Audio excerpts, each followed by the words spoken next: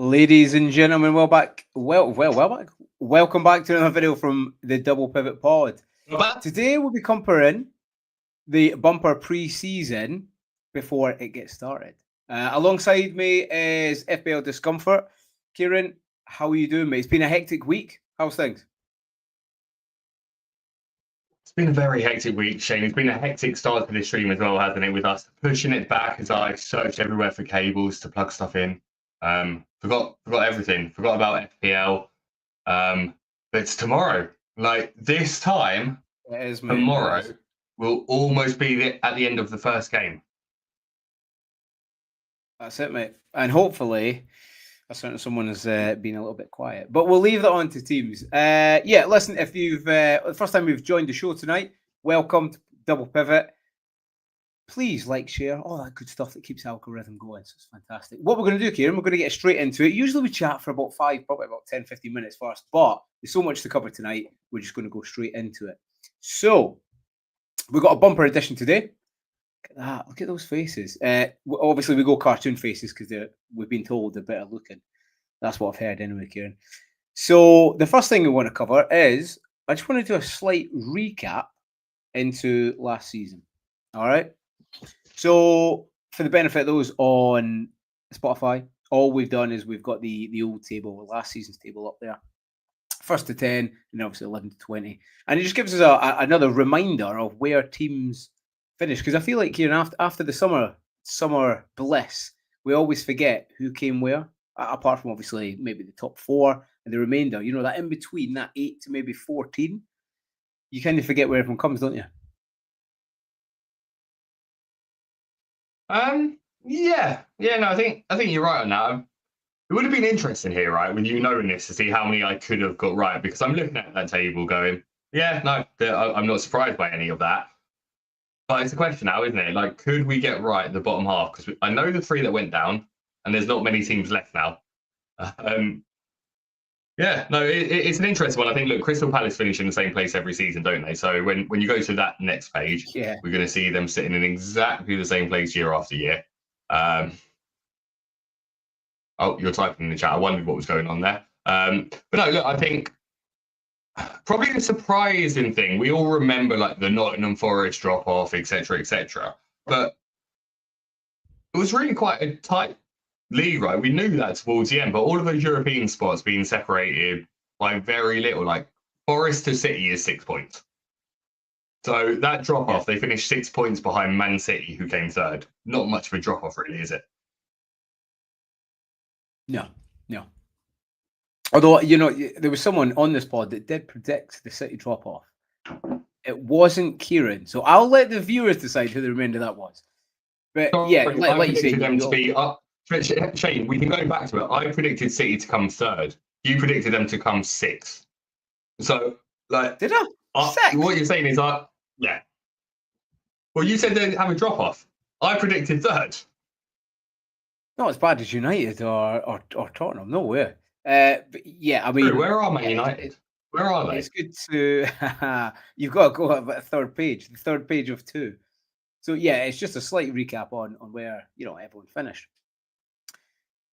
Especially in the door, like Bournemouth, Brentford, that kind of thing. So that's the top 10. We'll go into, again, 10th up there, 10th to 20th. Bottom 3. First question for you, Kieran, is the next 3 that come up. Do you think they're going to have much impact? Do you think they're going to manage to stay up? Or do you think they're going to put up a fight, unlike the last 3 that went down, Leicester, Ipswich and Southampton? Well, the 3 that came up were awful. I think at least one of the teams that comes up stays up, which is normal. Like the last 2 seasons have been unusual for all 3 to go up and all 3 to go down. It is worth remembering, it wasn't that long ago that Fulham came up. It wasn't that long ago that Brentford came up. It wasn't that long ago that Bournemouth came up. Why am I saying it wasn't that long ago? Because they were the 3 teams that came up the 3 years prior to the last 2 seasons. So you look at teams like Bournemouth, Brentford and Fulham now, you're not thinking any of those 3 probably, we'll come on to it later, are going to be relegated this season. So, they've managed to establish themselves. So it's about doing it the right way. If you look at the teams that came up, they didn't do it the right way. Like Southampton were Look at how many goals those three teams conceded, Shane. More than about 8 seasons combined, I think. Yeah, they were. Yeah, it was 80. implosion, wasn't it? Complete implosion. But I'm the same as you. We don't want to steal the next prediction zone, but I think one club will stay up as well. It might not be the club that everyone thinks, but I think they'll put up more of a fight. And there's at least a few clubs this time that have had a go. They've not just thought, right, I tell you what, we'll solidify what we've got. We'll take the parachute payment, and then we'll try and come back up. They've actually had a goal, which is good on them. Yeah, but other notable ones is Everton, 13th. That's high. Might not finish that high again. West Ham, obviously United, Wolves, and then Tottenham. Again, we're going to think that they're going to finish a little bit higher. Like you would think. Right, but again, like what I point out on this is you can look at the positions, but look at the points between those teams, right? Over a 38-game season, the difference between Everton in 13th and Wolves in 16th is 6 points. So like it's not that big a difference, right? Like the positions make it seem a lot bigger. If you look elsewhere where there was 6 points, well, Liverpool won the league by more than 6 points. So Liverpool won the league by more than Everton and Wolves are separated. So like, I just think positions in those, like look at the points in it, quite easy. That could have finished with Everton in 16th, Wolves in 13th. Exactly. It's close, and like you say, in between kind of the 8th to the 14th, it could just be a few points, and it normally is. I think this year will be even closer. It's normally close anyway. You see Brentford 56, Fulham 54, Palace 53. Excuse me. So it's close anyway. And this year it might even be close. More goal difference, that kind of thing. Right. So we've done a recap. Again, it's just good to get that. Next, we're going to talk about the game week 1 matchups. Again, if you're new to the pod, that's what we do. That's what we focus on really, is the matchups for the upcoming game week. And from then, we'll be able to see what players we want in, what players we want out in FPL. So the fixture, Liverpool, Bournemouth, and we're going to do our predictions as we go, Kieran, as well. We're going to keep it to try in about an hour because it's both been a very, very long day. So first game, I'll let you go for that. Friday night kickoff, start FPL, start of the season, Liverpool home to Bournemouth. What's your thoughts? I think the champions will kick off with a win, but I don't think it's going to be a clean sheet win. I think, you know, there's a lot of elements here of Bournemouth being underestimated. Yes, they've lost a lot of their defenders. So even if they hadn't, you'd expect Liverpool to win at home, first game of the season. You know, they weren't at the Club World Cup this time round. They'll be there next time. Yeah, so look, I'd expect them to win. I think when I'm looking at it, the things that are interesting here are people can look at as much as they want in pre-season, including the game on the weekend, which is still pre-season, and make assumptions on it and decide from what they saw that Salah's not an option, which if that's your conclusion from one game, that's a ridiculously small sample size. It's like literally you changed after that game. If you had a decision before that game, fine. If you changed because of that pre-season game, madness, right? It's madness. But like you can be fine beforehand, be like, oh, I don't think it's a good option. But if you watch one game and go, he's terrible now, that's mental. But yeah, so like I still think people like Salah will be good, but I think the reality is this is a good opportunity for the players centrally, right? Because Bournemouth are vulnerable there. They've got no Clive who's injured for this game. So yeah, it's going to be one of those where Liverpool will dominate possession. I probably, if I was going with a 6-mil defender, it wouldn't be Van Dijk. Like, I get the whole DEFCON points, but like, how much DEFCON's he getting against Bournemouth without Clivert, right? Like, it's different. If Clivert was out, I think he might be able to get DEFCON. Without Clivert, that's one of the key creators. I'd be going Frimpong, like all day long. If I was going a 6-mil Liverpool defender, it'd be Frimpong. Not because I think there's a clean sheet, but because I think there's an attack and return there. And I think that players like Verts will do well, and probably an Evan Nilsson get something on it. What will be interesting, though, is Bournemouth's fixtures after this are good. So it'll be players like Truffert, Evan Nilsson, Semenyo that'll be interesting to see how they start the season. So yeah, I'll go Liverpool 3-1 on this one. 3-1, yeah, I was thinking of saying that. Yeah, I'd say I agree with you. I think it will be a win for the current champions. It'll be difficult. Will they score? It's one of them that you think, yeah, Bournemouth will score tonight. I actually don't think they will. I think it'll be close, but I think for me, I'll go a 2-0. But yeah, in terms of FPL picks, again, you're probably talking about me on that. So I'd already made my decision pre last Liverpool game. No, that wasn't at you. That was because there were lots of people. If you watch No, on I know. X, there were lots of people that were going. No. I know that you flip flop decisions on things on a daily basis. It doesn't take one game for you, Shane.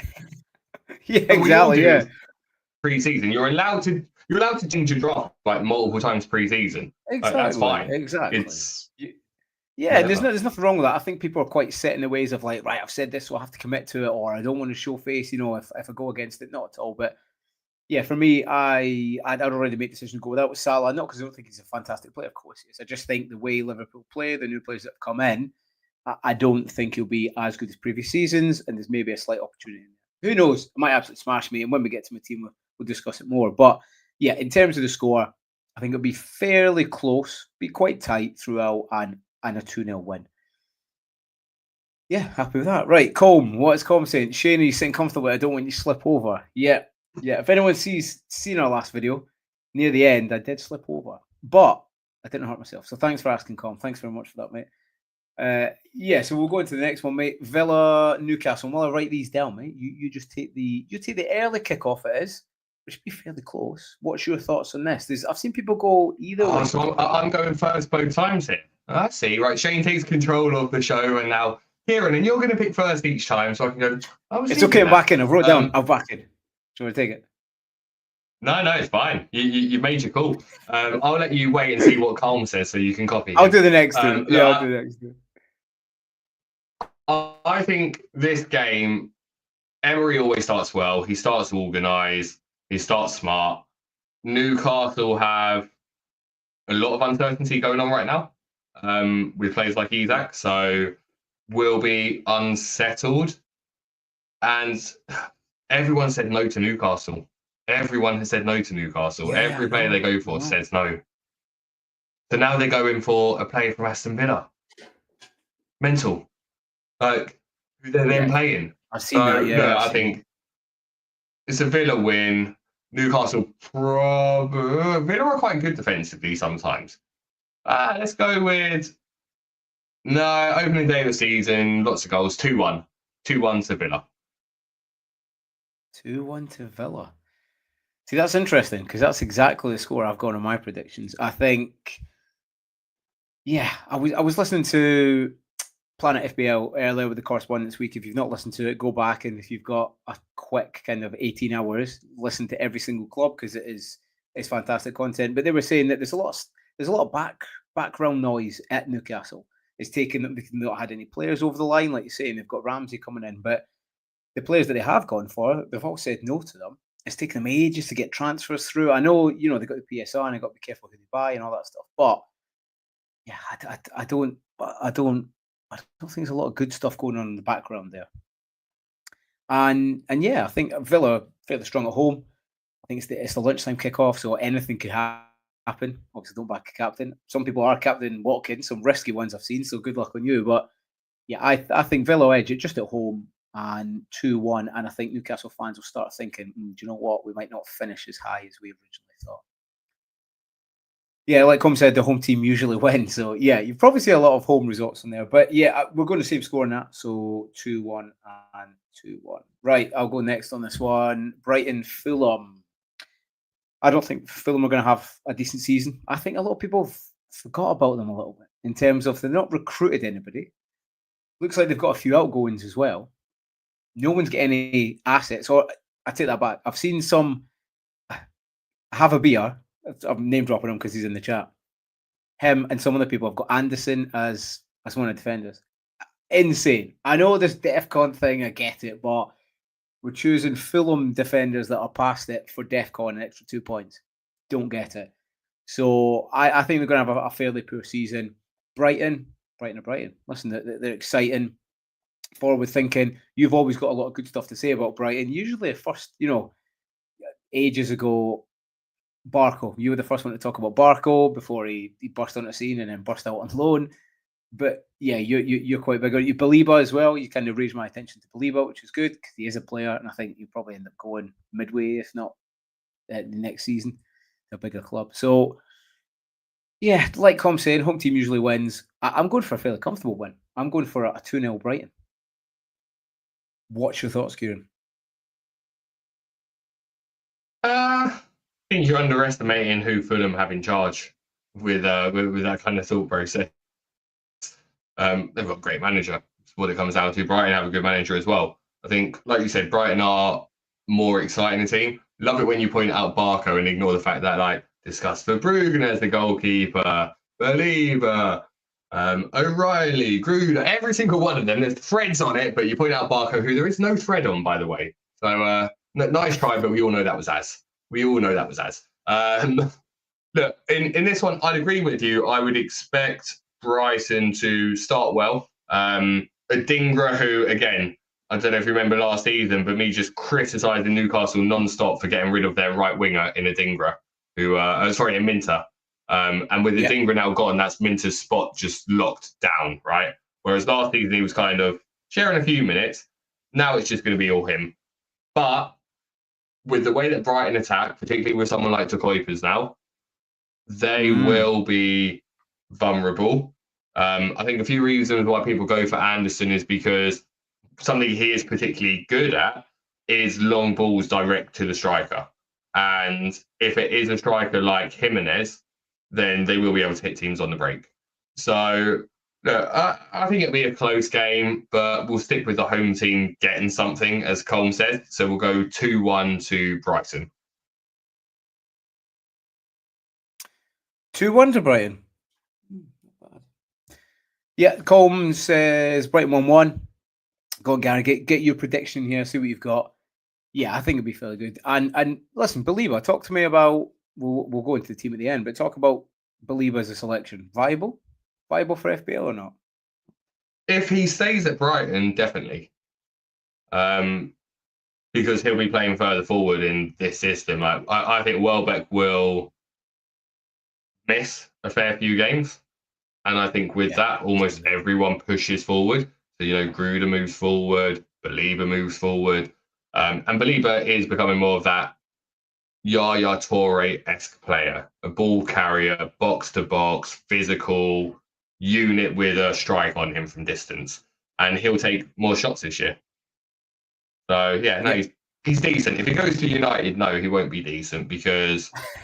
No one's decent. Until he leaves. Until he goes to another club. No, it's not that. No, it's not that. Like, I think Bruno will be good this year. I think Cunha will be good this year. But I don't know how... Believer is what United need. Yeah.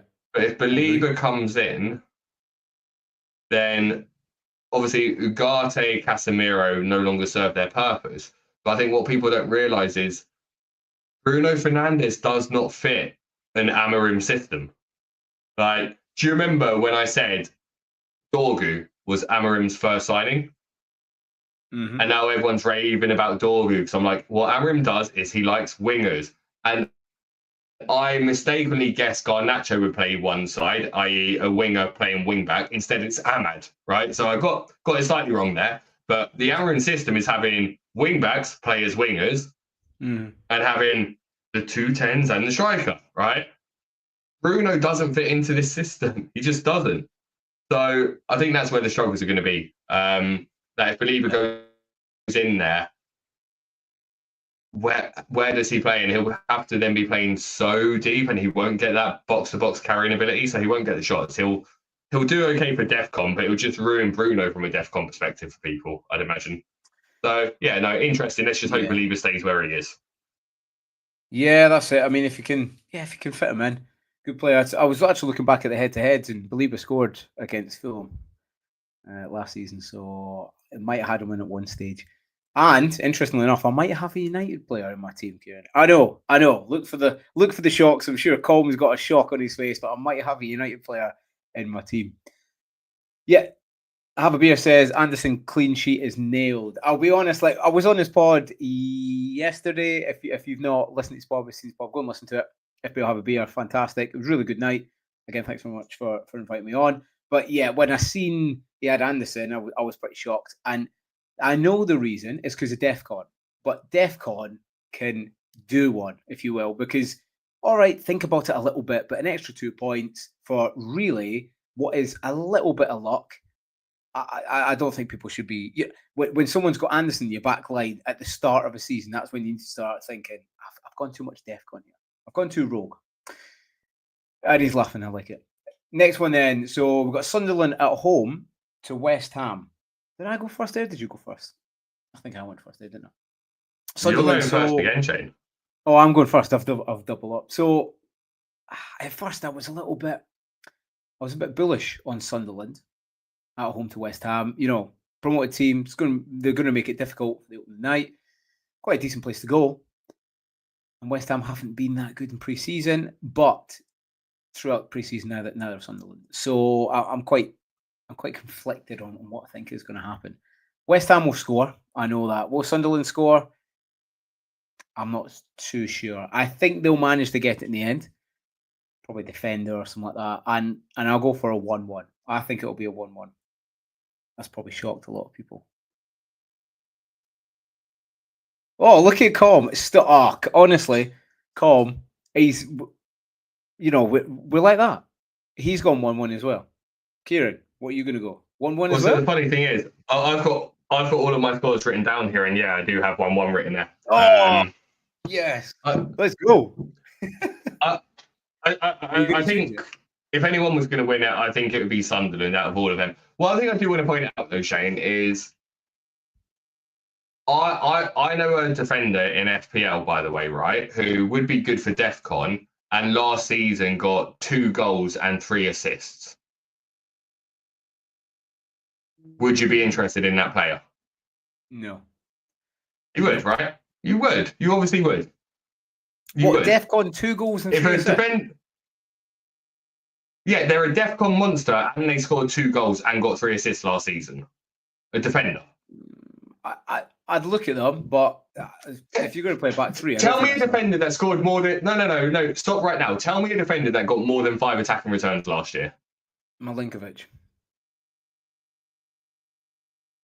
Did he? Yeah. I think he scored 5 goals. More than...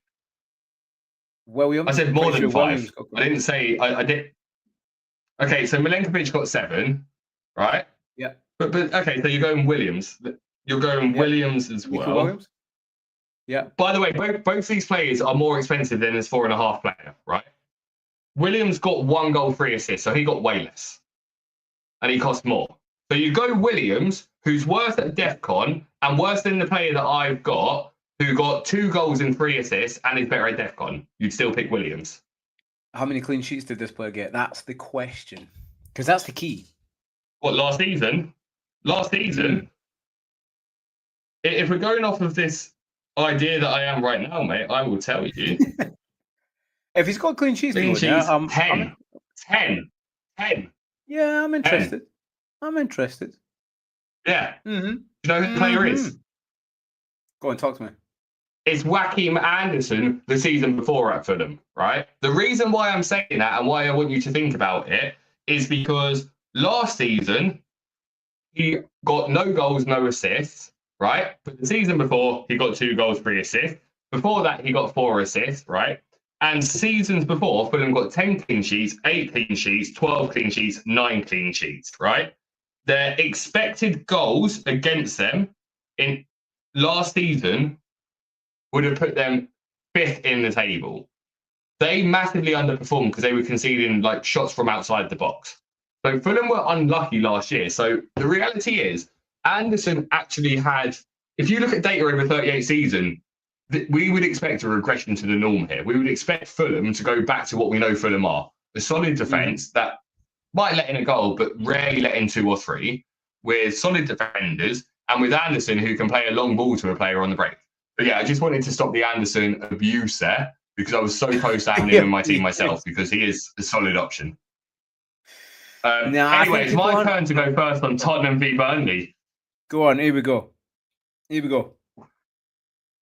Come. Do I do it? Come on. The temptation's there, right? Oh, don't. The temptation's there to say, like, Tottenham have come off the back of throwing away a 2-0 lead and losing on penalties, and all their players are exhausted now. And Burnley are up for it, back in the league after humiliation last time out. But there's a few problems with this. One of them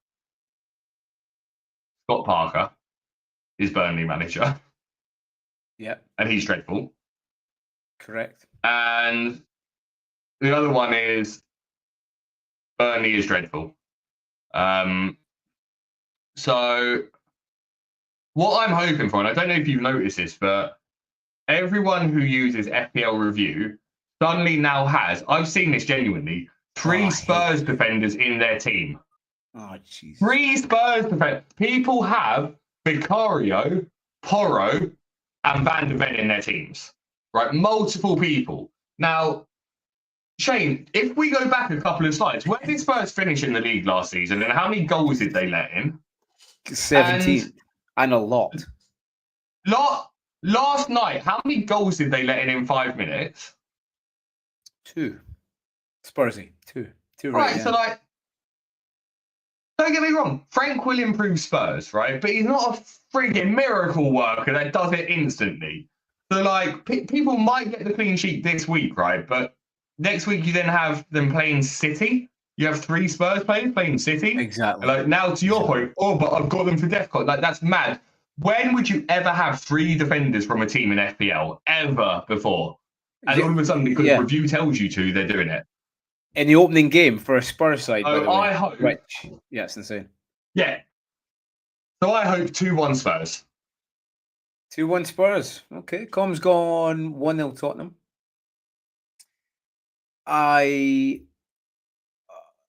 Com, honestly, me and Com, we're like this. We're intuition. I've got 1-0 Tottenham as well.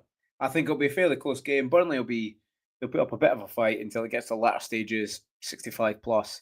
And then I'm guessing a defensive player probably will score, I think, from a corner. But then again, on the other side, Burnley have had the defence and the goalkeeper's gone, it's ripped up. And that was what got them up here last season. A really, really good defence. I think they got 30 clean sheets in all competitions, which is insane. And the most concurrent, I can't remember how many it was in the bounce, but they had a lot in the bounce and to set a new record. But now that's been ripped apart. Spurs are more stable. Are they going to let goal in? I think they have changed. I mean, listen, they shut out PSG, the best side currently in the world, for 85 minutes. All right, they conceded to it. I get it. They did. And in the end, they lost it. They were very Spursy. But for 85 minutes, they looked solid. And that's something that he's brought in there. Because I even looked at the team, Kieran. I looked at his team and I was like, do you know what? Even I'm quite bullish on Thomas Frank, but he hasn't got the players to do it. But what he's doing with the players he's got there, I think he's doing very, very well. So, yeah, I'm going to go 1-0. On your point in the review, listen, if that's the way you play the game, it's not a big deal. You know, everyone plays the game differently. But don't let the robots win. That's my advice. Don't let Skynet get in and win. And you know, if you wanted to bring a defender in and you changed it because of review and that defender does well, you'd be like, oh, I knew it. I knew I should have brought him in. So just play your own way and it's more fun and you might even score higher. But yeah, to have 3 defenders, that is insane, Kieran. That's all because they all returned last night. I think for me, we'll come on to teams. I've got one. I think the majority have got one. It's what one to get. Depends what strategy you're on. But yeah, anyway, 1-0.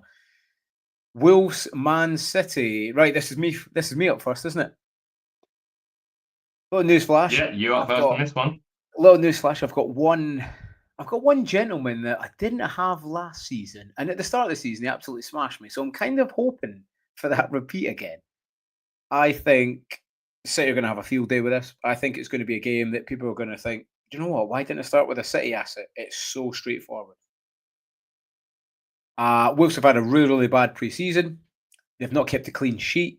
They've got a really bad record. City have won 9 and 10 against Wolves. Okay, they've scored the odd one here and there, and yes, they might score at the weekend, but I think they're going to get at least 2 or 3 put past them at the weekend. And for that, I'm kind of chalking up whether between 3-0 and 3-1.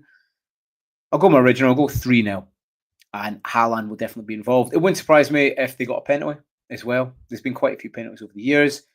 And I'm hoping Haaland gets a brace. Not a team spoiler, but I'm hoping Haaland gets a brace. So I'll go 3-0 Wolves. Kieran, what's your thoughts, mate? Yeah, no, I agree. I think you hate Wolves. You hate Wolves. So. No, I hated Gary O'Neill, and I thought Cunha was a massive overperformer, which was a joke. What I think in reality in this game is it's going to be an emotional game for Wolves, right? Because of Jota, etc., Yeah. and sort of those kind of moments. They'll have silence for him, and they're going through challenges themselves as a team. I think Eight Nuri is the star of the show in this game. Why are you doing this to me? I want to get him in, but we'll come on to our teams. But yeah, go on. I really do. Yeah, no, he's on my mind a lot. I really think Eight Nuri does well here because I think You're getting some City. FOMO for him. Well, I think City win 4-0, and 4-0. Let me chop. and that's my prediction. And like in that, I'd expect Eight Nuri to be involved in a goal if they won 4-0. Yeah, and you know it's written, don't you? Old club. He's going back. You know what's going to happen, and that's. I've been toying today with actually putting Eight Nuri in there because then they've got Spurs up next as well, which isn't even the worst fixture. I think he's pretty nailed. Again, I was listening to Correspondence Week, and he seems pretty nailed. He's more nailed than what most people think. So yeah, he's definitely one that I'm considering going. But you've gone 4-0. I've gone 3-0. Combs gone 3-1. So yeah, there is that. There is that. Wolves could maybe get one, but if you look at the preseason record, I can't see them scoring. They've scored a few, but the opposition they've played have been fairly poor, and they've had at least 2 or 3 put past them on a few occasions. So yeah, go with that. Up next then is Chelsea Palace, and you're on this one first, mate. Chelsea Palace. Chelsea, your feeder team, if you will. Palace will be tired after this game. After their one on the weekend, they deserved it. Well done to them, and that does mean a lot to them. And they go to Wembley, they win. That's all they do. That's all Palace do. But it's a London derby, so I still expect them to go for it. It's a West London derby as well, right? So it'll be close. Chelsea should have a bit too much. I think it'll be like a 2-1 and then Chelsea get a third late on type of game. So I'll go 3-1 in that game. Yeah, and I think I'm 50-50. Like one player I am genuinely 50-50 on is Cole Palmer in my team because I think he'll be good, but I don't know if he's good enough. Yeah, and at that price, 10.5, do you want him if you're not going to captain him? But he also does get 4 goal returns in games out of nowhere. And unless you're doing a really, really short-term strategy, you're going to want him for the next game, the second and the third game anyway. So yeah. So 3-1. I'm the same. At first, I was like, I think Chelsea will just shade that, but I know Palace will be a little bit tired. But it looks like way he's staying, which is massive. He's not going to Liverpool, or at least not just now. I think they'll be quite bullish on winning that cup. And then the whole news of them not getting into the right European competition, I think they have a bit of a point to prove. And Chelsea with Colwell out, I think it does change things. I think it'll be fairly tight. I tell you than people expect. And I'm the same with Palmer. I'm a bit like, well, do you know what? If I'm not going to captain him, but then again, you want him in the second and the third game. So that's why he's in there. And he's massively owned as well. I think, he's one of the most owned players, if not the most owned midfielder, I think. So yeah, again, you don't want your rank to tank. But I'm going to go a 1-1. I've got a nice little score draw. Surprising. 1-1. Yeah, I just think people are bigging Chelsea up, and they've got a phenomenal squad, but it's going to take them time to get together. I know they had a good Club World Cup, so they won it. But yeah, I think they still need to find like Pedro. What's his best position in that? Obviously, he's scoring goals anyway. But where does everyone fit? Everyone's trying to get Delap fit in there. And I think Palace will be strong. So I'm going to go for 1-1. Right, next one, Forest Brentford. So me next. Again, I've been a little bit. It's quite difficult for the opening games. A lot of people, like Colin was saying, the home fixtures probably prevail, and in this, I do see them probably prevailing. I don't think Brentford will be as bad as everyone thinks. I don't. You've got Pinnock coming back. You've got Hickey. They've still got a half decent defensive unit. Yes, there's an issue with their manager or their set piece coach, but I think more importantly for them, they've got enough leaders on the pitch that it's like when you used to play when you were younger. Sometimes it'd be a manager or someone coaching you, but really the players, they'll just sort it on the pitch. And I think the likes of Collins, Pinnock, I think they will sort that on the pitch. they've signed, what's his name? Sunderland reject. Well, he's not reject, Sunderland legend, but what's his name? It's been a long day. Sunderland legend. Yeah. Come on, midfielder. England squad. I don't know why he's still in the England squad. Henderson. So, yeah, they've got enough leaders on the pitch that they'll be fine. It'll be fairly close, but I think Forest will just edge it, and I'm going to go for a 1-0 win. Probably it'll be tight. Milinkovic, only because I've got him, but I'm going to go 1-0 win, mate. Com's going 2-0. What's your thoughts? Yeah, look, Brentford so bad. Like, Brentford are awful. They're so bad. They're so bad. But like, Forest don't know how to score goals anymore. So like, Well, it's because I got Chris it's Wood. one of People those thought he was where prime R9. it was like, do you know what's the sign here? Do you know this game was only played 3 months ago at Forest? What was that one now? 2-0 Brentford. 2-0 Brentford. Oh, there you go. Yeah, but I'm guessing that's in Bueno and Wissa. No, it was Sade and Visser. I mean, that's important, isn't it? Because Visser with a fleck and assist, he's gone as well. Yeah, he's got and Visser's not. He's trying to force a remove, isn't he? So he's not been in the squad at all for any preseason game. So where's the goals going to come from? Look, but at the end of it all, I do think Forest win this game, and similar to you, I think it's probably a 1-0. I think it's probably an Elliot Anderson type of goal rather than anyone else. Oh, don't say that. All the DEFCON dafties. That's what I'm going to call them. DEFCON dafties. But I just don't think you understand how massive it is for some players like him and Bruno. I think, you can rule it for certain players, but for people like Elliot Anderson, who got 6 assists and 2 goals, forgetting about DEFCON, 6 assists and 2 goals, Shane. That's where you're just so blinded by, you hear a player's name and go, oh, they're a defensive one. Like Declan Rice, what, is he a defensive player? No, he fucking scored 2 free kicks against Real Madrid, mate. Like, fuck DEFCON, they're attacking players. And Elliot Anderson, if you use eyes and watch football, is a box-to-box incredible player who has a shot, who finds ridiculous passes. He's the second best player in that Forest team. And he'll be the best player in that Forest team very quickly.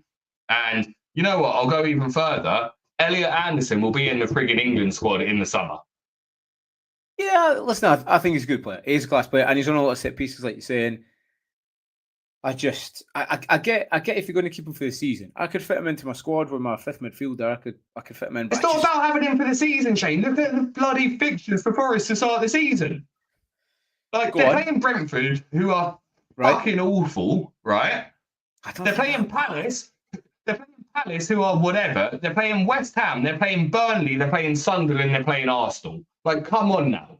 6 fixtures playing Burnley, Sunderland, West Ham, and Brentford. 3 of those teams that I named there are getting relegated. Yeah, but all right. So what do you think he gets that in that period? Those 4 games, what does he get? 20 points in those 6 games. In the first 6 game weeks, Elliot Anderson would have scored at least 20 points over 6 game weeks. Yeah, but you could get a midfielder who's probably a little bit more expensive for way more than that. Go on then. Right here, right now, 20 quid bet. For the same price, name me a midfielder that's going to get 20 points. It's difficult to tell. That's the question. But there will be one. It's not difficult to tell with Elliot Anderson, who he will get DEFCON every 1.5 games. I'll tell you what we'll do. I'll tell you DEFCON's the most repeatable thing in the world because DEFCON is worth 66% of an assist. It's worth an assist and getting booked.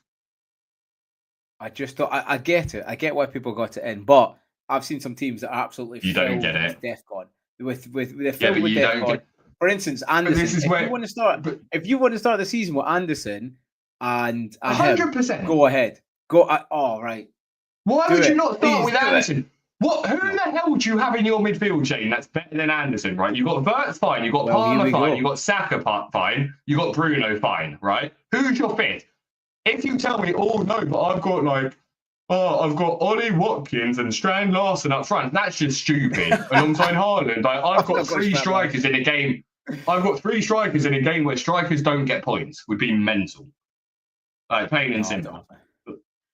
Like if you don't understand that Elliot Anderson, like this is where you're so blinded and so obsessed with hating something new that straight away when someone talks about a player who you don't watch enough of clearly, and that's fine. It's fine if you don't watch enough Forest games minute to minute to watch Elliot Anderson play. That's fine, right?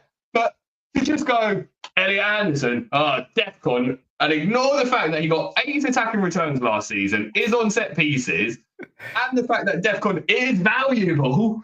Like, forget about it. You're right. If my entire team, if I said to you, my team is Caicedo, Belieber, Anderson, Tarkowski, Van Dijk, Murillo, Milenkovic, Lacroix, then yeah, fine, you've got a point to make there. But if I tell you, hey, I've got 5 premiums in my team, plus Elliot Anderson, and you go, oh, DEFCON, what are you going to do? Play him every week? And I go, well, he's playing Burnley, Sunderland, West Ham, Palace, and Brentford in those 6 weeks.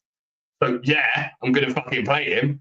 And you go, oh, you're going to keep him for the whole season? No, I'm going to keep him for those first fucking 6 weeks, Shane. I'm not marrying him. I'm just going, oh, he's good for 6 fixtures. No, it sounds like it.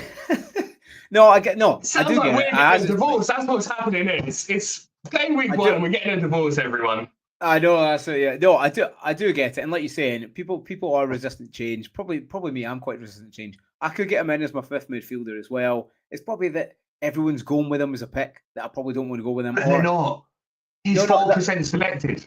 No, I know. Obviously, in the Twitter sphere, or the more engaged managers, we've got it. So yeah, overall, we still in the people you choose to follow.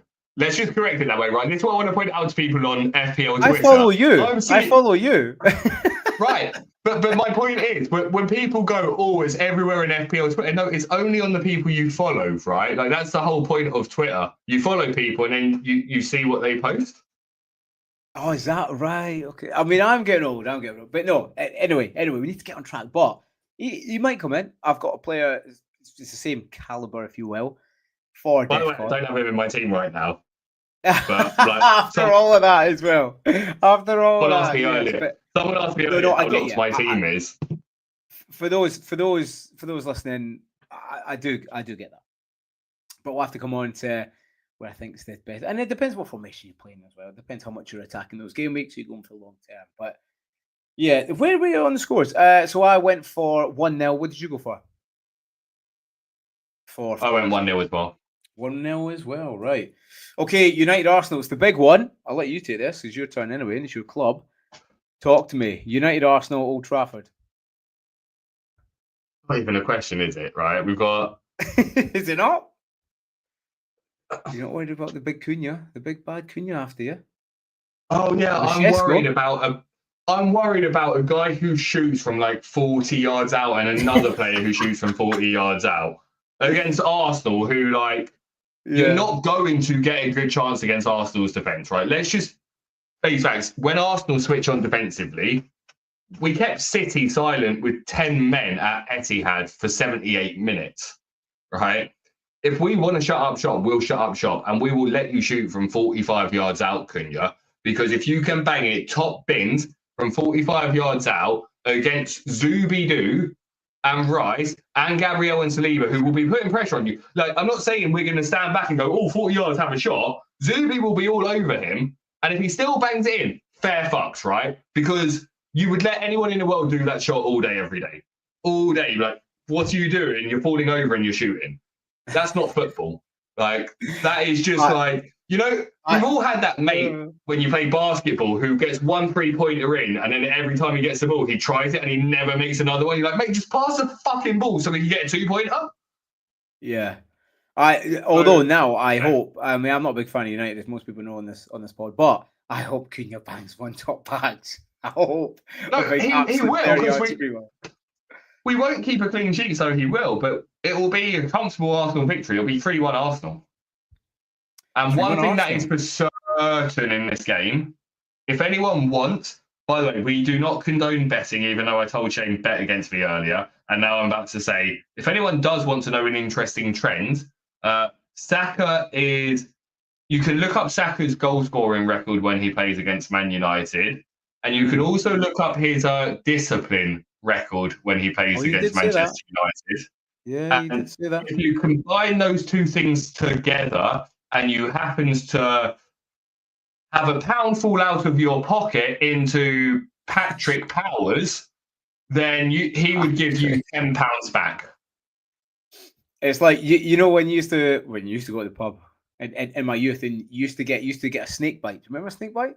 Half cider, half lager. You're not allowed to do it now, but that's what that's like. But yeah, but now they'll do it. They'll be like, "Well, I can't make you that, but what I can do is leave half a lager and half a cider on the bar, and if they come together, then that's what you've got." But yeah, you've gone for. Do you know what embarrassed me on that? Just on a similar thing, I was with a friend the other day, and we wanted a pint of a certain beer, and the barman literally said, "I can't serve you a pint of it, so I'm gonna give you a pint glass, and I'm gonna give you 2/3 and a third, and then I'm just gonna turn my back." And we were like, "This makes no sense whatsoever, because actually we don't need that pint glass. I'll just drink this third and then have 2/3. Like, it doesn't make, I don't need it in the same glass here. Like, thank you for giving me the volume, but you clearly can serve me a pint just in two separate vessels. So you still serve me a pint." Anyway, over to you for you to do your prediction.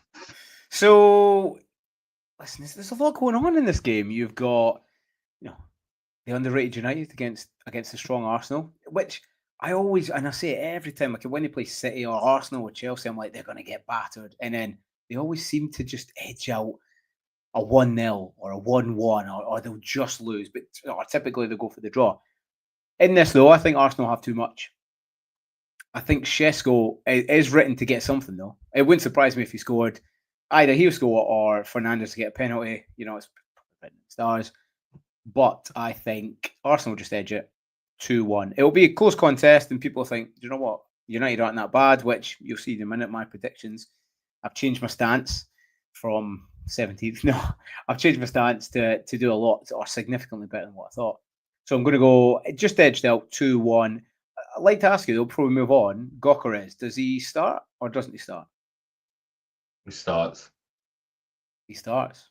Yeah. What, drops out for Havertz? Havertz drops out, yeah? Havertz is coming back from an injury.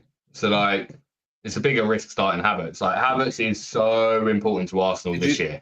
Did you not fancy having him in your team, Gyökeres? Oh, yeah. There's, again, mate, I've got, like, no more than about 4 players locked in my team at the moment. Yeah, I feel the same. And I think it's just, and everyone's natural like that because you start getting a little bit of FOMO on everyone. But yeah, this year at least we've got a lot more forwards to contend with anyway, which is only good for the game. Right, Leeds, Everton. By the way, Colm, if you're asking that, in the last 10 games, Arsenal have won 5 and drawn 2. So United have won 3. But United haven't beaten us. We've won, draw. So the last 2 were a draw. 1, 2, 3, 4. And the 4 before that were all Arsenal wins. So United haven't won in 7 against Arsenal in the league. Either way, fantastic Super Sunday sorted. Chelsea, Forest, United all at home. Now we move on to the Monday game. Leeds, Everton. I'll take this one, namely because Everton are in it. Now, everyone, or not everyone, a lot of people are thinking, I tell you what we're going to do. We're going to go off last year's stats, and we're going to get the Everton players because they grind out draws. Yes, they're very good value for money. They grind out draws, and then we're going to take all the points. However, this season, they're not going to be value for money. They're premium assets, and the issue with that is they still play for an Everton side that hasn't signed anybody of note. Their 2 main centre-backs are just coming back from injury. They both didn't play much over the pre-season. Now, one of them's pinged a hamstring, and it looks like Michael Keane's going to come in. So listen, if you're sitting here thinking, yeah, I'm going to start with Tarkowski, you might want to think again, because in that defence, one, it's overrated this year. Moyes has already come out and said pre-season they've not won a game in 5. I think they've won. I think they drew 2, lost 3. If you think they're going to keep clean sheets like they did last year, you are mistaken. And it's going to start on the first game night or the first game week against Leeds. Hard place to go, Ellen Road. I'm going to go for a 1-0 Leeds win. The shock on faces. Kieran, talk to me. What do you think? I think this game in particular, again, it's going to be one of those where I agree with you. But on different reasons. Everton at the start of the season always go into a season thinking we're better than the teams we're playing. So they go to try and win every game, and then they end up conceding. And it's later on in the season where they need to shore things up that they then do, and that's when they become good. So this is a great game. Leeds' first game back in the season. Everyone going after it. I'm going to go with a Desmond Tutu. Oh, little Tutu. As you talk about that, listen, we've just been joined by a few others, so shout out to them. Perspective, long time no see, mate. I hope you're doing well. Com's already in there. Com loves it. And hey, listen, Com's gone with 1-0 Leeds as well. Honestly, I didn't pay him to copy me on these predictions, or I might be copying him. Nightmare's in there. Andrew, how you doing, mate? Thanks very much for coming. If you want to put yours in, what do you think? Leeds, Everton? Do you know what I've wrestled with as well? I've wrestled with putting Strock in my team because he will play the first game, maybe the first two, and he is a bit of a unit. And that's just written in the stars. He's not on pens anymore, so that's why a lot of people don't have him. And he's a bit of a backup to the first 11. But yeah, I can see Leeds. I can see Leeds starting well, and I hope they do as well. Yeah, Andrew saying 4 home wins on the screen there. Yeah, good point actually. Yeah, and the opening game, similar last year, I had a little look at the opening, and again, as you would think, anyway, 70% of the teams won at home. So yeah, it's the only game. You want to keep it tight. So you wouldn't think any different, really. But yeah. Everton, what do you think Everton's chance this season? Just a quick one, Kieran? Yeah, Everton will be fine. They'll be fine this season. See, I think Everton going to be what everyone's talking about Brentford. I think they're in a little bit of trouble. Maybe not enough to go down. I think they're in a little bit of trouble. Right.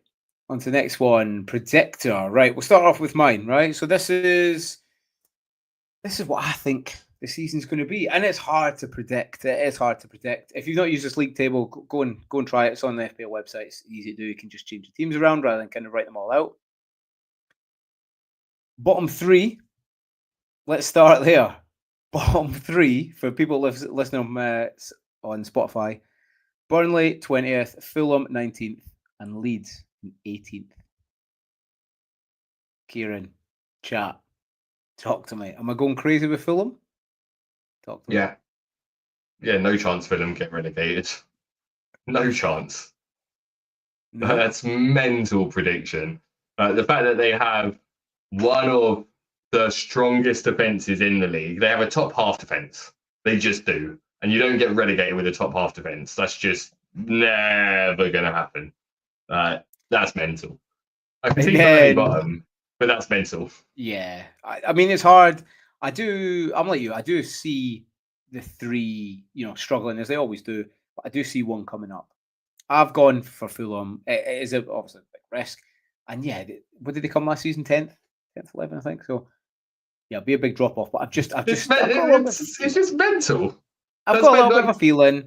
I know. I've just got a little bit of a feeling. I don't know. They've just not recruited anybody, and if you're relying on Alex and Wobie to get you goals and points every week, I just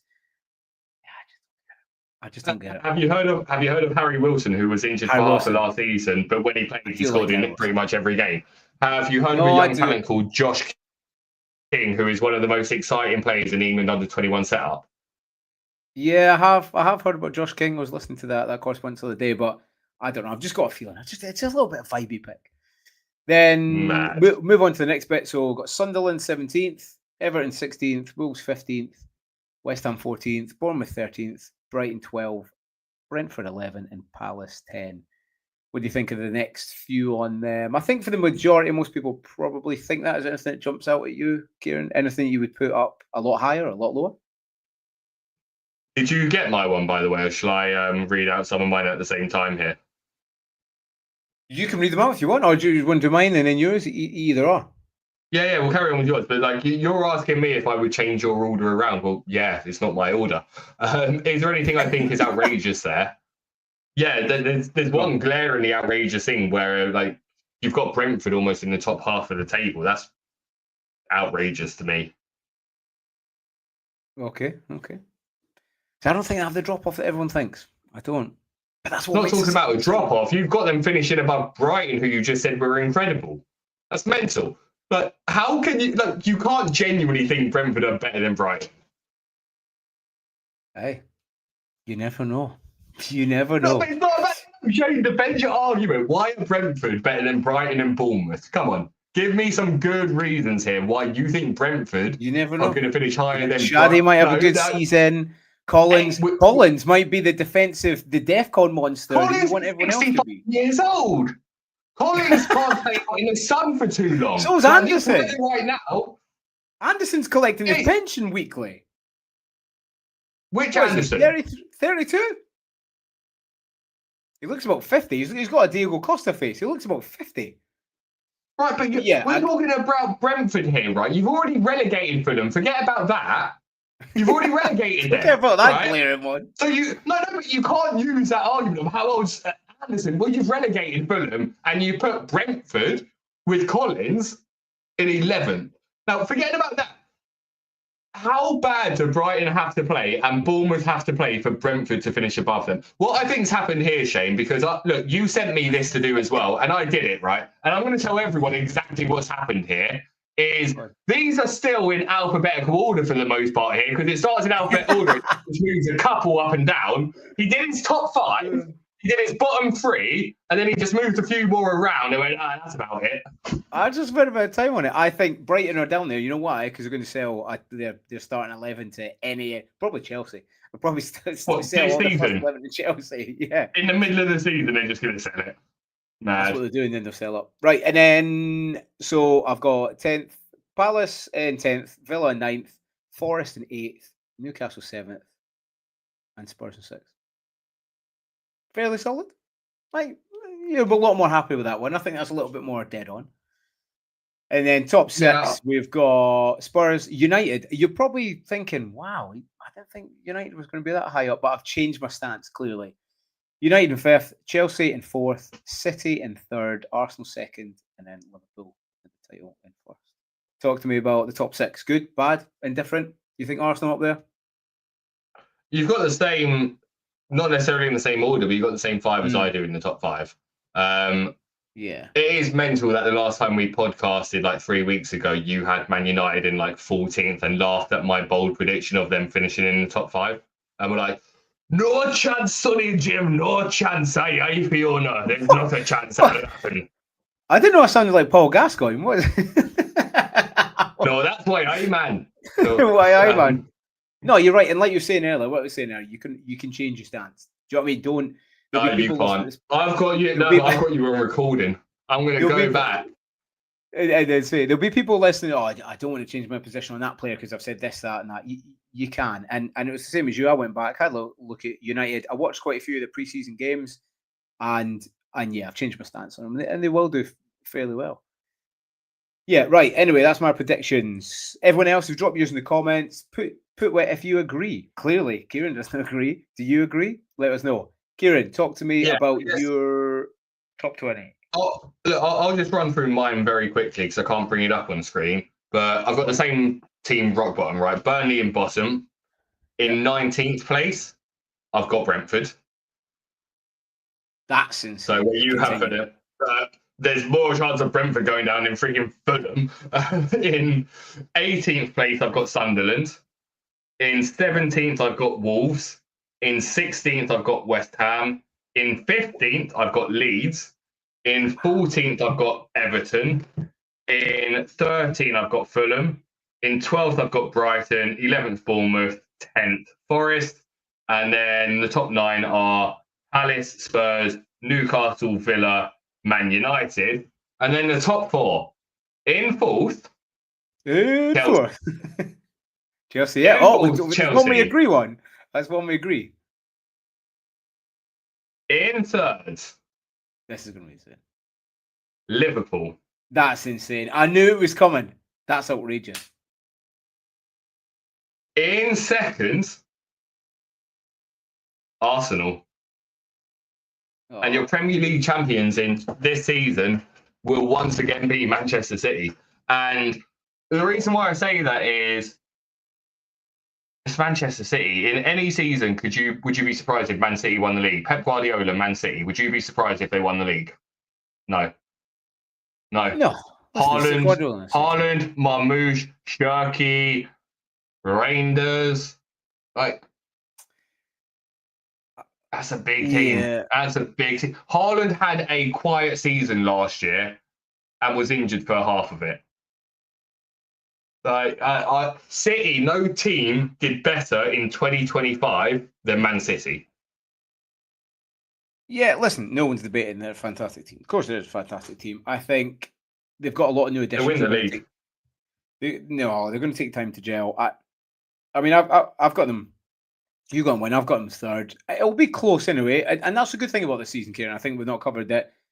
There's exciting races every year. It's not like 5, 6, 7 seasons ago where you knew what the top 6 was. You're fairly confident the top 4, bottom 3. This year, exciting race for the top, Europe, and then bottom as well. So it makes a really good season. But City-wise, I think, again, they're still a little bit too light. You're counting on the likes of I do want to call you out on something, though, because the reason why you've just said Man City won't win the league is because they've got too many new players, but they've got less new players than Liverpool, right? Just to check, they've signed less new players than Liverpool. No, I think they're more in transition that people realise, and I think there was a bit of a drop-off last season. They've got quite a high turnover, and Pep still likes his old toys. He still likes his Bernardo Silva, his Gundogan's.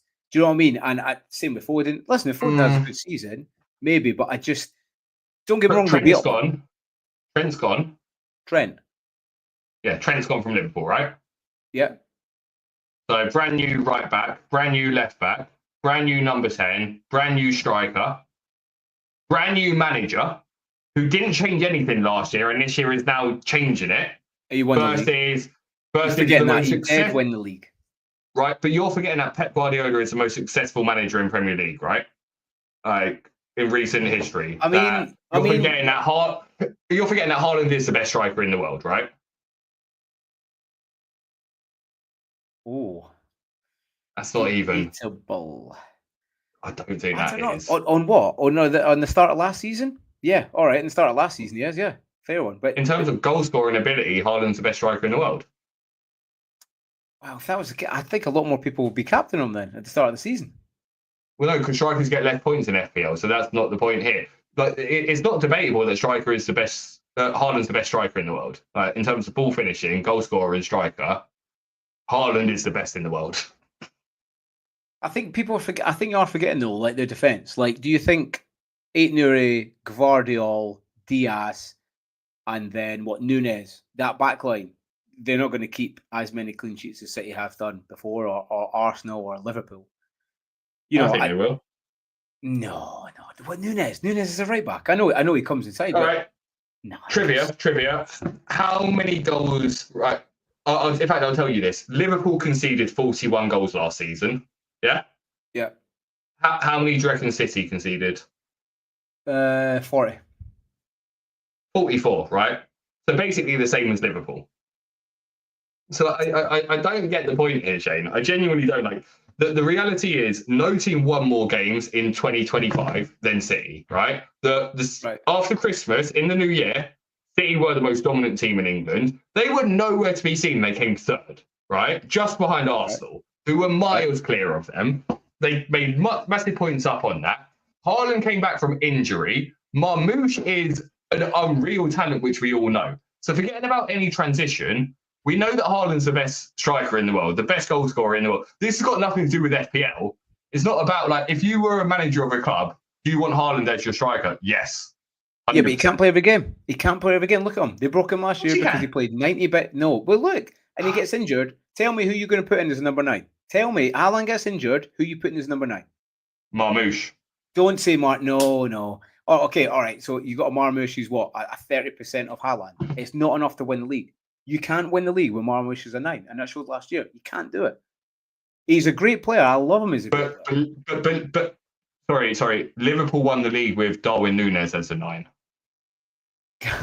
I mean, when you got a Salah in there as well, but he didn't play every single Salah's game. going to AFCON this year. Salah's going to AFCON this year, right? So he's missing 6 games minimum. I mean, you could stick Frimpong in there; it's pretty good as well. All right, it's not as good as Salah, but then you're forgetting about 120 million pound number 10 that they brought in as well. City, they've got some fantastic players, but it's going to take them. Honestly, I think it'll take them a while to gel. But that's good. That's why we do it. But We always have opposite. Just the underestimate. I agree it'll be close, and I wouldn't be surprised if Liverpool win it. But the speed that you're dismissing City is mental. That's listen, I'm backing them. I mean, a little newsflash. I've got Haaland, so I don't think they're going to do bad over this year. I think they'll do really well, but I just think they'll just get pipped near the end. But who you have in your team doesn't matter, and who you think is going to finish anyway, right? Because it's all about form and games and the swings, right? It's got nothing to do with that. Like, I could well have a Burnley player in my team, and I've got them to finish 20th. Steve, biggest Steve. Right. There's a few questions we've got going up. There's a few questions we've got going up here, and these will just be quick fire ones, Kieran. So we're about an hour there. So, best surprise package, and what I want to know is in terms of team, what's your best surprise package team? Who do you think is going to do a lot better than people realise? Well, according to you, Man City would be a surprise package. There's not going to be a surprise this year. There's not really a surprise. Like, no surprises. Leeds will stay up. Like, I don't know what would be a surprise this year. Like, I mean, if Brentford stayed up, that would be a surprise. I mean, Leeds staying up. I'd say that's a good surprise. Combs put Man United. Yeah, that's good. I think, for me, I'm probably going to go Brentford, actually. I think they'll be fairly safe. I don't think they'll be that near relegation. Yeah, but what does that mean as a surprise? But how is that a surprise package? Brentford stay up again is a surprise. No, well, people are thinking that they're going to be poor. You've got them relegated. No, but you're dodging the question here. I think that doesn't count, Shane, because last season Brentford finished 10th. That doesn't count. They finished 10th last year. How is that a surprise? Brentford are still in the league. Oh, that's my surprise. Come on. Well, I mean, 10th. 10th's quite good for Brentford. That's where they were last year, yeah. Yeah. So them to finish. No, they did it last year. Come on, give me a surprise. Like, a surprise would have been like Tottenham to finish 17th, right? All right, what about Spurs then? They were 17th. I've got them now 6th. That's not a surprise. Your best surprise. Your best surprise package is Sunderland. Oh, there you go. In fact, there you go. I've got it. Sunderland. Yeah, there you go. Sunderland staying up. So I've got Sunderland. There you go. Right. On the next one, the one. So the one. What I mean by the one is that new Morgan Rogers, that new Palmer, that new one player that we all go to and like ridiculously value for money. Everyone seems to have them. Who do you think that's going to be? It's tough ask because it'll be probably someone we don't even realise. It'll be Maxime Lacroix. Good shout. It's going to be a defender, right? Like, the reality is it's not going to be an attacking player. Yeah. Because the one is the player that you can rely on for. Like, here's the thing that I guarantee will happen at a podcast during the season, right? As soon as you see a player, Shane, that's got DEFCON 9 games in a row, you will get that player. Because you know, like, right, this is bankable. This is guaranteed 4 points for 6 mil. And he might get a goal as well to take him to 10. And that's what I think it'll be. It'll be a defender or an Anderson type of player, Elliot Anderson. Yeah. I could probably go with that one. Can I say that? Because I haven't got. In fact, no, I'll fire it out there. It'll be Barry at Everton. You think? Oh, because the way Everton play. Yeah. And do you know who Beto's gone? Beto's out. So, like, it'll be Barry. Yeah, it's quite difficult. I think it's a difficult one. I'll probably go for a defender. I'll probably go De Kuiper, actually. I think De Kuiper. Very attacking. I think at some point everyone will have him in. Oh, stop it. Oh, my God. Right. For those listening on podcast, you already know that Colm has got a lot of the same predictions as me. I just looked at the chat and he says, I want to say De Kuiper if he's on pens. Wow. Colm, we're either very, very right or very wrong. Kieran will probably say very wrong. Right, top goal scorer. Haaland. Haaland. Yeah, I think we're pretty decided on that. It has to be Haaland. Isaac, maybe if he moves. Let's see. I mean, I don't think that's gonna. It's hard for me. It's Haaland or Gokares this year, personally. Yeah, it's a good shot. I think. Yeah, I'm pretty certain Haaland. Get back into that's what he wants. Highest FPL points. Yeah, but you're going to go with Haaland, obviously, because he'll be top goal scorer. You're going to go with midfielder. It'll be. I wouldn't surprise. Obviously, a little bit more point. Yeah, so go on. For me, I'm going to stick with it. Haaland. Genuinely wouldn't. It genuinely wouldn't surprise me if it was Bruno Fernandes.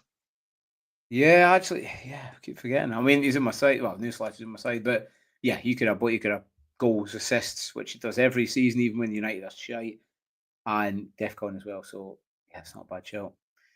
Sleeper pick. Who's everyone sleeping on just now? That you could have him in your team. He could be in still quite a few teams, but just a lot of people are forgetting about that individual. That's quite a difficult one. I think it'll just be like some of the standard players that people have just shied away from with some of the new things. Like it'll be like a Munoz or someone like that again. I think it's Morgan Rogers for me. I think some people got him in his team. I know, all right, it might not be fit, and I did have him on my team. I've taken him out, swapped him, but yeah, I think Morgan Rogers. He wasn't that much more than last season, so I think everyone's forgot about that. Com says, yeah, Kieran's already got that one. I thought you would pick Nathan Collins, Shane highest scorer. In fact, I don't hope he does something because I've got some Forest players, but Collins is a legend, and he's their captain as well, so that might give him extra superpowers to score like 10 goals this season. Ears open. Unpopular view. Give me an unpopular view, chat. Kieran, what's a view that everyone just doesn't like that you think is going to happen? For me, do I get my Brentford one on this unpopular view? Salah won't be a top goal. Salah won't be. Yeah, if you want. Point scorer. He won't be a top 5 goal scorer. Yeah. Oh, you did say that. Yeah, you said that preseason. Yeah, that's a shout. I'll go with the Brentford one. Get that in there. Right, on to teams. The more important part. Again, if you're still with us now, again, if you keep liking, subscribe, all that kind of good stuff, it definitely helps us out. Right, we're on to teams. We've got your team first, Kieran. So for the benefit of the podcast, you've got Dubravka. You're playing 4-4-2 of Juve, Milinkovic, De Kuyper, Van de Ven. Then you've got Wirtz, Bruno Fernandes, Saka, Palmer, Füllkrug, and Haaland as the captain. On the bench, you've got Petrovic, Lacroix, Dewsbury Hall, and Mark Guy. Talk to me about your team, mate. Looks good. Yeah, probably won't be my team though. But that's the point I was saying. Like, yeah, Saka, Wirtz, Bruno and Haaland are all the ones that are locked. To be honest with you, that's literally it. And Fizzy Water. Fizzy Water is always going to be locked in my team. He's a season keeper for me. And he's how much is it? 4.5. Fizzy Water, no, he's 5. 5. And he's 4.5. Fizzy Water is better. Yeah, no, I'm just saying that there is a 0.5 difference there. So, but if he goes to Liverpool, then he's a lock, right? It becomes that simple. But yeah, that's what I mean. As in, look, the structure is kind of there or thereabouts. I'm probably looking to add more money into my midfield, if anything. So I might pull $500,000 out. Like, I don't want Mickey Van de Ven, to be honest. I don't like him. I put him in some point in the last week, and this was one of the screenshots I had in my phone that looks. I looked at it and didn't go ugh, but I looked at it and went, that won't be my team. The reality is there's going to be loads that will change just because I'm looking at this team and I can't tell you. What I do know is I initially had a chip strategy where my team was set up quite nicely to bench boost in game week 2 was going to be my plan. And then I realized that don't really care. I'm going to bench boost at any time because the chances are I'm going to have playing players on my bench. Like Mark Gui is going to probably stick in the team because he eventually will be playing. There's a world where I just drop down to just having Haaland because I just don't think there's much value in strikers. But at the same time, I do really want Elliot Anderson in my team to start the season. So I need to find a way to after all that shit you just gave me and Anderson's not even in your team. How dare you? Because But this like isn't my team. It's not my No, team. I know. It's close to it. But yeah, what I mean is like I definitely look similar to yourself. I think Salah's still going to do well, and that's not the issue here. But the reality is, I think I've said it multiple times. Like no player starts the season like Erling Haaland does. He's done it in the Premier League, where the way he started the season in the Prem in the first 4 Prem games, he absolutely smashes it. It was a trend that he had at Dortmund as well, and he had it at Red Bull before that as well. So like Haaland just starts on fire, and I didn't want to have both of them. And then I just think Wirtz next season is going to be a 12 million player, so I will happily take him at 8.5. Bruno's obviously DEFCON and attacking monster. Saka, I love him. Palmer is one of the disposable ones, I'd say, to kind of accommodate other goals potentially. Yeah, and quite interesting. You've gone 4-4-2. I'm on 4-4-2 as well. I think a lot of people have pivoted to that, like that double. I might be 4-5-1 though, or 5-4-1. That's what I mean. Like I think most weeks I'm going to be more 4-5-1 or 5-4-1. Like Fulkrug's not someone I'm going to be playing every week, as an example. I was going to say, I'm guessing he's short term. Yeah. Yeah, like the person that I'd want, if I was to have a second striker, I'd want Evan Nilsson, right?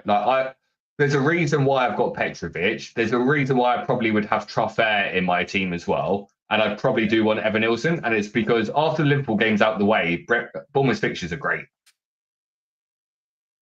So, yeah, like I said, I think I'll probably have a Forest defender. I've not had Milenkovic in there for a while, but it's like I said, when I was reading out those fixtures, I'm like, how can I not have him in when he's playing Palace, West Ham, Brentford, Burnley, and Sunderland? Like, I've got to have him in over Murillo because he's got a massive head. Yeah, that's it. Yeah. If you got a Fulkrug, if you had the extra money, would you go to Bowen? No. Okay.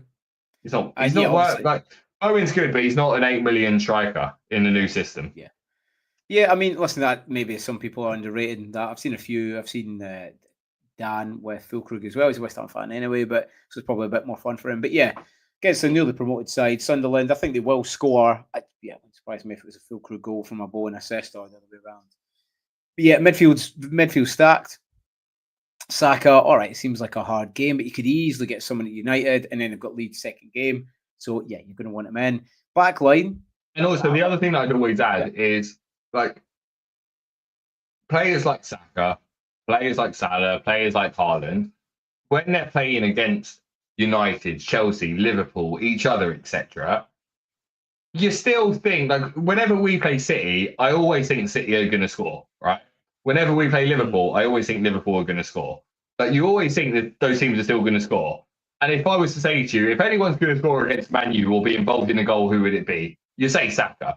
And if I said to you, Shane, here's a free £10, do you want to bet on Arsenal to score or to not score? You go, well, to score, right? So it's one of those where I think sometimes people avoid going for certain players because, the fixtures aren't that great. Yeah, they're fine. Last season, do you remember Arsenal used to keep clean sheets in tough fixtures as well? Like, no one has Gabriel in their team. And the thing is because of the fixtures.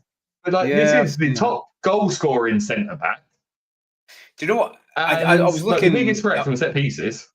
Yeah, it was funny. You're talking about set pieces on the FF Scout ticker bit where you can change stuff and look at set pieces and stuff. And I seen Gabriel up there, and it wouldn't surprise me if it was like a 1-0 Arsenal and he scored. So yeah, it's quite interesting that no one's in there. Are you not worried about Saka no pens? Gyökeres takes the pens off him. Doesn't matter. Like that's again. He's still a good asset. Well, it's not just that. Like Saka scored 3 penalties last season, right? Number one. Of those 3 penalties that Saka scored, Saka won 2 of those penalties, right? From an FPL perspective, that means he did not get the assist for the penalties he scored. So he got 5 points. Now, if Gyökeres does take them, he'd still get 3 points, right?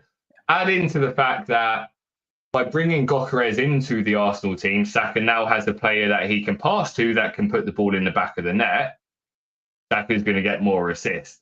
So when you factor in that Arsenal didn't get that many penalties, but of the penalties they did get, Saka won it anyway, then if he doesn't take it, you're still going to be getting 60% of those points anyway from a better penalty taker. Plus, he'll get more assists. And last season, I don't remember if you remember, or I don't know if you remember rather, Yeah. but at the start of the season, I was saying expect Saka to transition into more of an assister this season as his role changes, and he did. And now he's got Gokares, so that will continue. Like he'll be 14 goals, 18 assists type of season. Yes, he's have a great season. Yeah, so yeah, it's a good team. I think it's good. Dubravka, you worried about him for the first game? I mean, it'll be a close game. Do you think he's going Well, to no, but if he doesn't, if he doesn't play, Petrovic comes in. I don't really care. I want Petrovic long term, and I don't want to put money in a second choice goalie. I'm not going to be switching my goalies back and forth, but like having Dubravka as a backup at 4 is just easy. Yeah, and like you're saying, all right, they're playing Liverpool, but you might get a few extra points for saves and maybe even a bonus. No, I like it. I like the side. Yeah, midfield stack, but yeah, it's all stats really. And like you're saying, you can't have all the best players. Even if you could get an unlimited budget, the players that you wanted, all unlimited money, they wouldn't be the highest scorers in that game again. So no, I like it. Right, yeah, on to mine. So for the benefit of people on Spotify, I've gone Verbruggen, Van de Ven, Milinkovic, De Kuyper, Nico Williams, Palmer, Gakpo, Wirtz, Fernandez, and then up top, Haaland and Watkins. On the bench, I've got Dubravka, obviously it's cheap, Baliba, Steve, and Croupier Jr. Alan captain. And yeah, really, I kind of the same as you. Got 4-4-2 just now. All right, listen, it might change, but it just offers a little bit better balance at the start. I've gone for two double ups in defence currently, Brighton and Forest, which I'm happy with the Forest double up. I'm fairly happy. The Brighton one, I'm not so sure, but the 4.5 for Bruggen, it's fairly cheap, and De Kuyper attacking, I think you might get something from them. Was I swayed because he scored pre-season? No, I've seen De Kuyper for ages playing another fantasy game. I've loved him, so attacking. He's got such an upside, so I've got to have him in. And that's what I want to do is I want to attack the first 3 game weeks in particular. Van de Ven, yep, could I find the 0.5 for Porro? Maybe, possibly. Porro's got a good record against Burnley. We'll repeat it. I don't know. I might find that because you don't want to get yourself in. Van de Ven's probably going to ping his hamstring after a game and a half anyway. So it's like a bit of a transfer waiting to happen. Midfield, I'm the same as you. No Salah. I think there will be a bit of a drop off. He's still a fantastic player. I just think that especially going to Haaland, to have them both, you can't have them both and make a well-balanced team. And I think Wirtz will do very, very well instead of him. Like you're saying, 8.5 mil, I think he's going to make a joke of that price. He will make a joke of that price. Fernandez, because he's going to be a DEFCON and a goal and assist monster. Palmer, which I'm with you. I'm like, do I really need him for the first game week? Like, captaincy-wise, he's 10.5 mil. Am I going to captain him for the first game against Palace? I'm not so sure. Gakpo, funnily enough, was Rodgers. So I had Gakpo, I had Rodgers instead of Gakpo, and I had Porro instead of Van de Ven. That might happen, but it's a bit risky. Do you think it's a bit? I mean, I think he's going to start Morgan Rodgers. What do you think? Think it's worth the risk? What for Rodgers? Yeah. I'd be surprised if he starts. He doesn't. Yeah, but they don't necessarily. He might start. I don't know. We'll see. One thing that I don't understand though, and like, when are you planning to play Esteve? So he's just a placement. I actually am looking at changing him to Juve. For who? For Juve. Sunderland. What, do you have the money to upgrade him?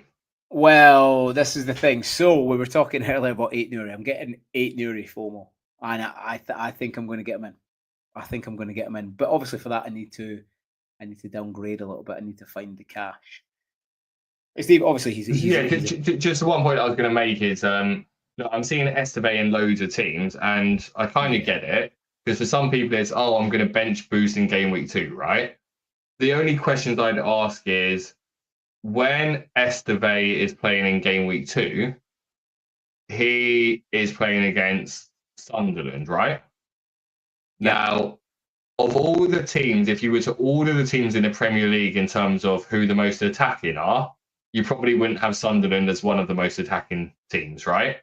So from a DEFCON perspective of tackles, interceptions, blocks and clearances, it's probably a harder game for Esteve to get to the threshold of 10 against a team like Sunderland. Whereas if you think it's for the clean sheet, but you think there's a chance that Burnley could score, then my argument to people is have Quillen Dishy Hartman in your team, who is a fantastic wing back, who has incredible attacking threat, came from the Dutch league, unfortunately was injured for the latter part of last season, but still put up incredible numbers. So if you're going to go for a 4.0 Burnley defender to play in game week 2, go with one that's got some attacking upside rather than one who is the DEFCON monster that probably won't hit the threshold. And whilst we're on the conversation of DEFCON, Shane, in your team, Van der Ven DEFCON, Milenkovic DEFCON, Williams DEFCON, Belieber DEFCON, Bruno DEFCON. Now you've got Belieber in your team, and you were laughing at Anderson. Like, what are you on? So the only one I've got in there for DEFCON, genuinely, is Belieber. So Milinkovic got loads of attacking returns. So did Williams last year. And then Van de Ven as well. The first one against Burnley, the first fixture.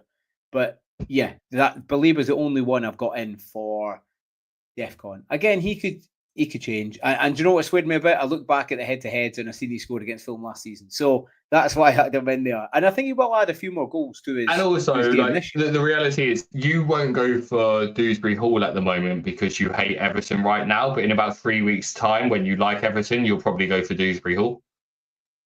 I've got right. We'll take this on record now. I will not have Dewsbury Hall this season. That's a fact. No chance. Zero. Right, let's of keep the this moving because this has gone. This is half an hour over deadline now. Again, I know. Yeah, so yeah. Keep it moving. So yeah. Anyway, sleep, so everyone else must be. Like you're saying, we'll probably change a few players in that time. I think instead of a Steve, I might have a Rojo or Hill at Bournemouth. I'm not sure. Not sure who's going to start more. Maybe a Rojo. But yeah, it could be any 4 mil placement. But it depends how I'm going to attack. They've got Wilson game week 2, so I'm pretty big on that. But yeah, that's the team. Again, it will change. Like you're saying, you've got probably 3, 4, 5 locked, and some could change. But it depends what we're following tomorrow. Apart from that, about that. Q&A, listen, I think we could scooch over that. I think we've done quite a lot of Q&As throughout the time. Unless anyone's got any, just jump in just now. Com wants good. Orange Apple as well. Yeah, good to see you. Com says there are a few players with links to DEFCON points for my team. Honestly, it was just Belieber. That was the only link. Right, Kieran, listen, we've gone a little bit over. We were on track there until we started talking about DEFCON. Anyway, first pod back. It's fantastic to be back with you as well, Kieran, even though sometimes, we don't agree. But that's what makes the pod good. We will never agree, Shane. We will never agree. I don't think we ever agree. I don't think we will. But that's good. But listen, if you're not in the league yet, definitely get in the league. That is the code on there. People listen to Spotify. It is 4 Delta 2 Charlie Oscar. Get in the league. There's a little cash prize as well. So yeah, and you've got the plaudits of winning the double pivot league. Yeah, what else could you want? So definitely get in there. Yeah, if you're not following us, here's all the links up there. You see us a Double Pivot podcast. Follow myself, FPL Veteran, and your man, FPL Discomfort. Go on, Kieran, what you saying? No, I was just going to say, and I just wish I met you in 2012 in York, Shane. In York in particular. I don't know if you know why, but up until 2013, the archaic laws were still in existence. And the archaic laws in Scotland were that you can kill a Scotsman carrying a bow and arrow within the city walls. So we could have had an argument over our FPL opinions, and I would have gone, Shane, can you hold this bow and arrow for me for a second? I go, yeah, like, not breaking the law, he's Scottish. Not this, right? It's been fun. Look, Shane's trying to give away money in a money league as well now. I haven't signed off on this, so good luck collecting. No, we will pay out on it, but this has been fun. Anyone that's going to Fest tomorrow, I'll be there. If you come up to me and say hi, I'll say hi back because I'm polite. That's what you're contractually. That's as much as I can promise. Yeah. I will be the person chain smoking. Yeah, that's the thing. Like you think, no, that's a good point. If you're going to Fest, have a great time. Unfortunately, I can't make it this year. It looks like it's going to be fantastic. Hopefully, I'll see all the pictures and videos. So everyone that's been down there before, if you're thinking about going to it, definitely go. You'll see it's definitely worth it. Everyone's really, really nice. unless Kieran, he'll just say hi to you. Everyone's really nice and everyone really gets on. They've got a lot more there this year. So it's set to be really, really good. For everyone else, good luck with the teams. Lock your teams in early because you've seen what happened to the website already. I'd probably do it at least a few hours before. At least have your bus team in the morning, because if it does go tits up, at least you've got some kind of form of team that's going to start the season with you.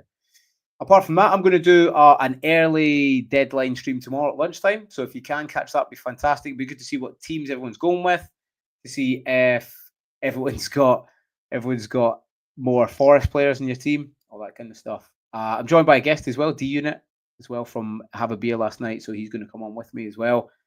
Thanks very much for joining tonight. Always remember to like, subscribe, all that good stuff. We'll catch you through the season. But for just now, from me, good night. Kieran? See you tomorrow, mate. Bye-bye.